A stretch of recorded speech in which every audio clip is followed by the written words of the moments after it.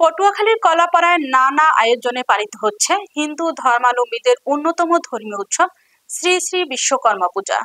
বিস্তারিত থাকছে সৈয়দ মোহাম্মদ রাসেলের প্রতিবেদনে। বুধবার হিন্দু স্থাপত্য দেবতা বিশ্বকর্মার সন্তুষ্টি লাভের আশায় উপজেলার অধিকাংশ বাসাবাড়ি, মন্দির ও ব্যবসা প্রতিষ্ঠানে এই পূজা অনুষ্ঠিত হয়।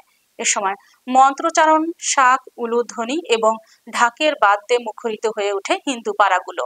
পরে দেবীর পায়ে পুষ্পাঞ্জলি অর্পণ করেন ভক্তরা। শেষে ভক্তদের মাঝে প্রসাদ বিতরণ করা হয়।